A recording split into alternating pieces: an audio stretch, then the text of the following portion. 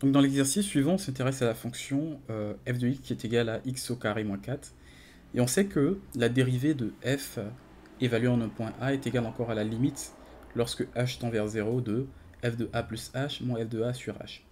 Et ici on nous demande de calculer, dans un premier temps, on nous demande de calculer la dérivée de f évaluée en 0.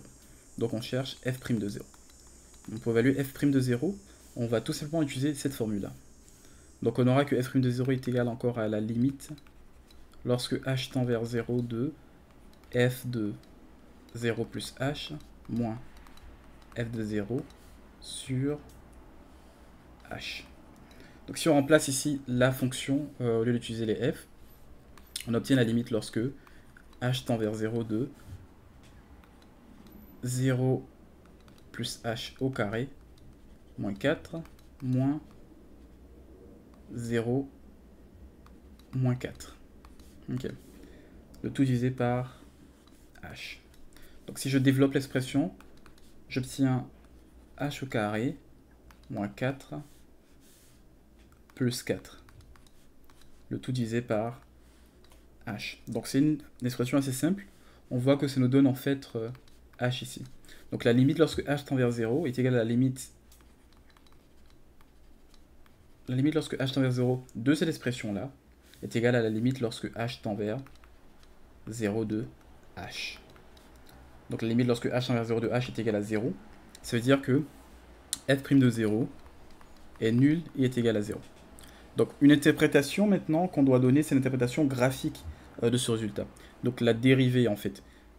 Ce résultat nous dit quoi? Il nous dit que lorsqu'on a notre courbe et qu'on considère le point 0 en fait de notre courbe quelconque, on peut s'imaginer s'imaginer qu'il y a une droite qui touche le point 0 ici, et la pente de cette droite-là est égale à la dérivée qu'on obtient. Donc l'interprétation ici, c'est qu'on obtient la pente de la sécante à la courbe. Okay. Donc la pente de la sécante à la courbe est égale à 0. Donc maintenant, on s'intéresse à calculer le taux de variation instantané de cette même fonction-là au point 3 et f de 3. Donc au point 3 et f de 3, donc ce qu'on va faire, c'est qu'on va utiliser exactement la même formule ici. Okay. Le taux de variation instantané, c'est la dérivée qu'on vient de calculer. Donc on aura toujours la limite lorsque h tend vers 0 de notre fonction, mais cette fois, on aura la limite de la fonction.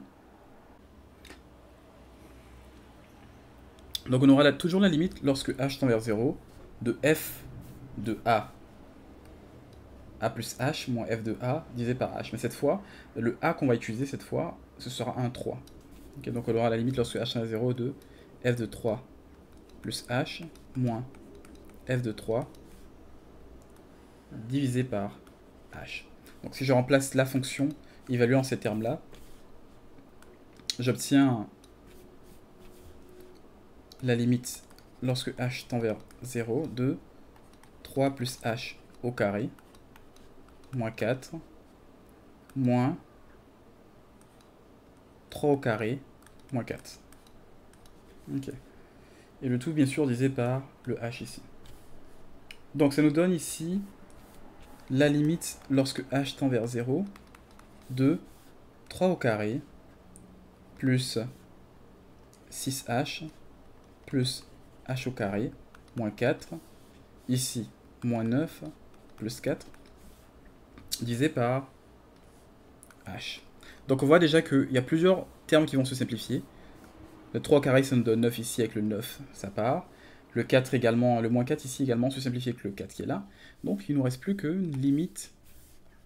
Il ne nous reste plus que la limite lorsque h tend vers 0, cette fois de 6h moins h au carré sur h. Mais je peux mettre ici en évidence un h de cette expression. Donc j'aurai un h qui sort, 6 plus 6 moins un h qui reste, divisé par h. Donc on voit qu'en haut et en bas, les h se simplifient. Donc on se retrouve avec la limite lorsque h tend vers 0 de 6 moins h. Et lorsque h tend vers 0 de cette expression-là, tend vers 6. Donc j'obtiens 6. Donc on voit ici que le résultat qu'on obtient est 6.